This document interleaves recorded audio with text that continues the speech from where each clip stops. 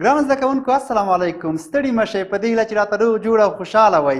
ګرانو زده کوونکو مخکې له دې چې لاړ شم نوی درس شروع کړم، زموږ تاسو درس هم دی اوښ خبرې کوي. څومره جالب درس دی، سمه ده. نو مخکې له دې چې درس شروع کوم لومړی به ځم د تېر درس په پوښتنې کوم، سمه ده. ښه، د تېر درس په اړه که چیرې وپوښتم نو تاسو به راته ووایئ چې تېر درس موږ چې ولوستل. آفرین. د لمر ارزښت. آفرین. تېره برخه کې په عموم کې خو د لمر په ارزښت مو ډېرې خبرې وکړې، سمه ده. خو مګم تېر درس کې چې موږ تاسو فعالیتونه وکارول او تش ځایونه مو ډک کړل، تاسو هم په خپلو کتابچو کې هغه تش ځایونه ډک کړل او په خپلو کتابونو کې په پنسل باندې ولیکل، سمه ده. آفرین، ډېر ښه. وروسته له هغې څخه مې تاسو ته څو لغتونه درکړي وو چې جملې ما ورته جوړې کړې تختې په مخ باندې. له هغې څخه وروسته مې تاسو ته کورنۍ دنده بیا دا درکړې وه چې تاسو به هر لغت ته دوې داسې جملې جوړوئ چې نه ما ویلې وي او نه هم ما په تختې په مخ باندې لیکلې وي. جوړې کړي مو دي؟ آفرین، ډېر ښه. ښه ګرانو زده کوونکو، اوس له تاسو پوښتم په دې لوست کې به چې اوښ خبرې کوي، اوښ به څه ویلي وي؟ تاسو څه ډول فکر کوئ؟ آفرین، ښه. رښتیا بله خبر دا چې تاسو اوښ لیدلی دی؟ اوښ څه ته وایي؟ لیدلی مو دی؟ اوښ څه ډول حیوان دی؟ کتلی مو دی اوښ؟ زه که یو عکس تاسو ته وښیم او له تاسو نه پوښتم چې دا اوښ دی که نه، تاسو به څه راته وایئ؟ عکس درته وښیم؟ ډېر ښه. ښه، دلته ما یو عکس راوړی دی. زه خو وایم چې دا به اوښ وي که به نه وي، خو له تاسو نه به مخکې وپوښتم بیا وروسته تاسو دا اوښ دی؟ اوښ دی؟ نه دی اوښ. آفرین، ښه. څه شي دی؟ آس دی. ډېر ښه. آفرین، دا اوښ نه دی، دا آس دی. ګورئ، آس څومره ښایسته. خو مګم اوښ و څه شي ته وایي؟ اوښ څه رقم دی؟ د اوښ په اړه باندې موږ تاسو آیا اوښ لیدلی که نه، په دې اړه پوهېږو که نه؟ ښه، اوس راځم تاسو ته اوښ ښایم. یو عکس نه، ډېر عکسونه درته ښایم. د اوښ نه، د اوښانو عکسونه درته ښایم. یو رقم اوښ نه، څو رقم اوښانو عکسونه درته ښایم، سمه ده. اوس راځم لومړی دلته. دا چې دی دا اوښ دی. آفرین، پوه شوئ؟ پوه. ښه، بل عکس درته ښایم.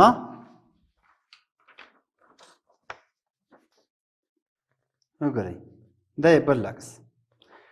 او یو ډول بل رقم اوښ دی چې موږ تاسو د موږ تاسو سیمو کې ډېر نشته دي او دا اکثریته په عربي سیمو کې ډېر دي، لکه دا اوښ. دا یې موږ تاسو په سیمو کې ډېر نشته، خو مګم په نور دنیا کې بیا ډېر پیدا کېږي، سمه ده. او یو عکس بل درته ښایم چې څو اوښان راټول شوي دي او یو ځای دي. دا یې اوښان دي.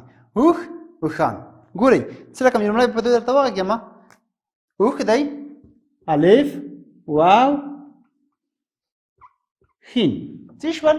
اوښ. که چیرې جمع کوو څه شي کېږي؟ آفرین، اوښان. اوښان، دا یې جمع شو، سمه ده. اوښ، اوښان. الف، واو، ښین. اوښ، الف، واو، ښین، الف، نون، اوښان. څه شول؟ جمع شوله. ښه درنو زده کوونکو، اوس راځم تاسو ته دغه عکس د تختې په مخ باندې نښلوم او په دې باره خبرې وکړو، سمه ده. دلته یې لګوم چې تاسو ټول یې ووینئ. صحیح دی، دلته مې ولګولو، سمه ده. اوس راځم له تاسو نه پوښتم. ښه، اوښ خو مو ولیده، سمه ده. له نورو حیوانانو سره څه فرق لري؟ توپیر څه دی د نورو حیوانانو سره؟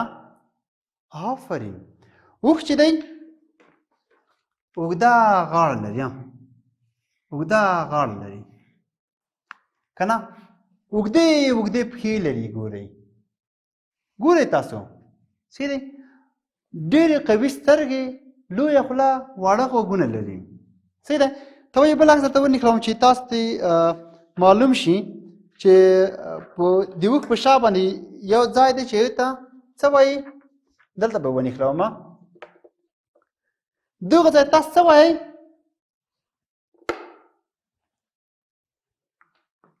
آفرین بوکان ورته وایي دې ته بوکان وایي. ښه اوس راځو د اوښ په اړه خبرې کوو. مخکې له دې چې درس ته ورشم لومړی غواړم چې اوښ په اړه خبرې وکړم. سمه ده. ګورئ اوښ چې دی د خدای پاک هغه مخلوق دی یا مثال دغه اوښ چې دی هغه حیوان دی چې اکثر وخت په دښتو کې ژوند کوي. چېرته ژوند کوي؟ په دښتو کې ژوند کوي. دی چې په دښتو کې ژوند کوي نو موږ ته څو پوښتنې پیدا کېږي. آیا اوښ به همیشه په دښته کې ژوند کوي؟ دی هره ورځ به اوبو ته ضرورت لري که نه لري؟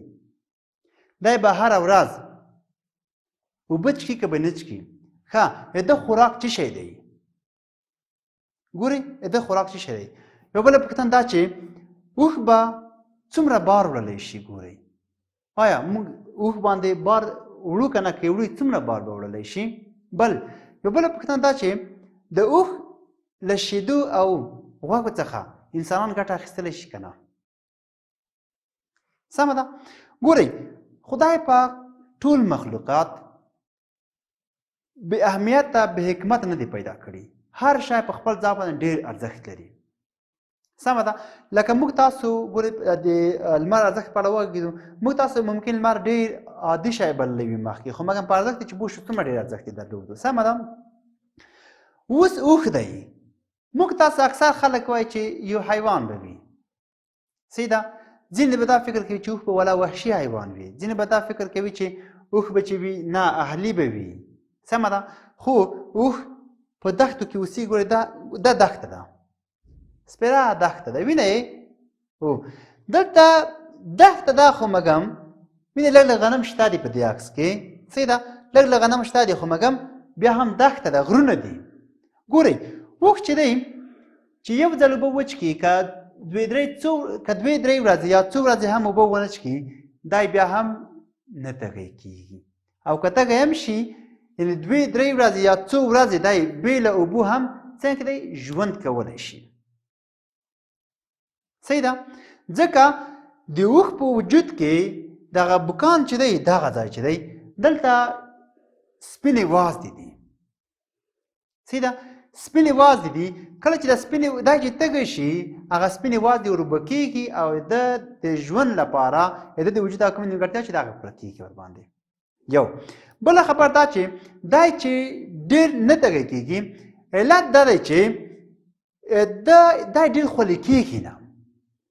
اوښ ډېر نه خولې کېږي ځکه چې دی خولې شي نو د وجود مایعات کمیږي نو بیا دی تږی کېږي. نو ځکه دی ډېر نه تږی کېږي او علت دا ده چې دی خولې کېږي هم نه ډېر. بل چې دی اوښ چې دی اکثر وخت په دښتو کې اوسېږي. بالخصوص کوچیان یا هغه خلک چې کوچیاني ژوند لري له دې څخه استفاده کوي. په دې باندې بار وړي او د دې باندې سورلي هم وړي. اکثر وخت خلک پر باندې سورېږي هم. سمه ده. خو مګم اوښ چې دی یعنې د ده طبیعت د دغه کوم خلقت چې دی نسې غټ غټ دی. سمه ده. نو هماغه دی چې د سترګې هم ډېرې قوي دي. سترګې ډېرې ښه باڼه لري. سمه ده. او د ډېر خوراک چې دی په دښتو کې هغه د جوس په نامه یو بوټی دی چې هغه جوس خوري او په هغو باندې دی ډېر پوهېږي.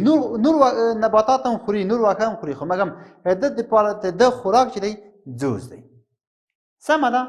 جوس خوري او په جوس باندې دی کولی شي هغه د ژوند یا د د وجود ښه خواړه چې برابروي هغه د دپاره جوس دی. ځکه په دښتو کې دغه رقم ته بوټي چې ډېر پیدا کېږي. جوس چې دی یو ډول بوټي ډېر اغزي لري. په لومړیو کې ډېر شین وي، وروسته بیا کرار کرار د منې خوا کې زیړېږي. سمه ده. بل چې دی اوښ پلنې پلنې پښې لري چې ډېر نه ستړی کېږي. پلنې پلنې پښې لري. اوښ کولی شي په څو ورځو باندې مزل وکړي خو بیا هم ډېر د ستړیا احساس نه کوي. سمه ده. ځکه اوښ په دښتو کې اوسېږي یعنې که چیرې هغه ورځ باندې مزل هم وکړي په شپو مزل هم وکړي ډېر نه ستړی کېږي. علت دا دی چې د پښې ډېرې پلنې پلنې وي. یو خو دغه اوږدوالی دی، بل دغه پلنې پلنې دي. وینې دا پښې ډېرې اوږدې دي او ډېر غټ غټ قدمونه اخلي که نه ډېر اوږده قدمونه هم اخلي غټ غټ. نو علت دا دی چې دا ډېر نه ستړی کېږي. د پښې پلنې پلنې او ډېر دی ښه روان وي، ښه تللی شي.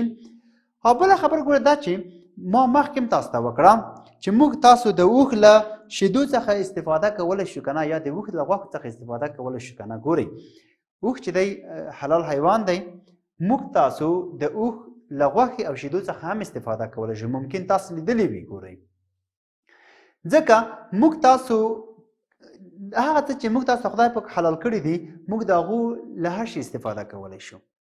سمه ده. اوس اوښ دی دې غوښه حلال ده موږ ته، موږ کولی شو د اوښ غوښه وخورو. صحیح ده. د اوښ شیدې حلالې دي موږ ته، موږ کولی شو د اوښ شیدې وخورو. او اکثریت خلک یا اکثریت ډاکټران د اوښ شیدې د مختلفو مرضونو لپاره یو ډول دوام بولي که نه. ځینې اکثریتو مریضانو ته یا اکثریت ناروغانو ته دا توصیه کوي چې تاسو د اوښ شیدې وخورئ. صحیح ده. د اوښ شیدې ګورئ اوښ دی اوښ دا خو مذکر شو یا نارینه شو. که چیرې ښځینه شي یا مؤنث شي بیا اوښه راځي ورته اوښه. نو موږ تاسو کولی شو د اوښې له شیدو څخه او د اوښې له غوښې څخه استفاده وکړو او د اوښ له غوښو څخه استفاده وکړو. یو بل لغت چې تاسو باید زده شي د اوښ بچی چې دی د اوښ بچی څه نومیږي په پښتو کې څه ورته وایي؟ جونګی ورته وایي. جونګی. که چیرې مفرد وي او نارینه وي جونګی راځي، او که چیرې ښځینه شي مفرد بیا چی راځي؟ بیا جونګی راځي. جونګی یا د تانیث یا ښځینه یو راځي. چی راځي؟ جونګی. نو موږ تاسو د اوښ درس ولوستو. اوښ چې دی قوي وجود، لوړ قد، اوږدې اوږدې پښې او د تندې او لوږې په مقابل کې تر ټولو یعنې ډېر مقاومت ښیي. اوښ ډېر بار وړي او خلک یې هغه هم د سورلۍ او هم د بار لپاره ورڅخه استفاده کوي که نه. اکثر وخت دی په دښتو کې اوسېږي. کوچیاني خلک د اوښ څخه ډېر استفاده کوي په خپل ژوند کې. هم د هغوی له شیدو څخه موږ استفاده کولی شو، هم یې له غوښې څخه استفاده کولی شو. اوښ، اوښان، جمع اوښ، مذکر اوښه مؤنثه، بچی جونګی او که چیرې ښځینه وي جونګی ورته وایي. سمه ده. دا زموږ تاسو درس و. دغه لوړ چې دی په دې کې نه ښکارېږي دلته ویني دغه بار یې په تړلی دی. چې هر څوک دي کوچیان دي ممکن کډه وړي او نور څوک دي دغه سورلي وړي د بار وړي بل ځای ته. دغه د بار په تړلی په دې اوښ باندې خو مګر دلته ښکارېږي دغه یې څه دی؟ دغه یې بوکان دی. په دې ځای کې یوه سپینه واز ده. بیا به د خیر په خپل درس کې ورباندې خبرې وکړو چې اوښ څه ډول حیوان دی، دا د خپل ځان په اړه څه وایي. اوښ خبرې کوي، څه وایي، څه ډول خبرې کوي. په دې به پراخ خبرې وکړو. سمه ده. ستاسو کورنۍ دنده به دا وي له خیره چې تاسو په راتلونکي درس لپاره یا راتلونکي ورځ لپاره دغه درس به ښه صحیح منظم ووایئ.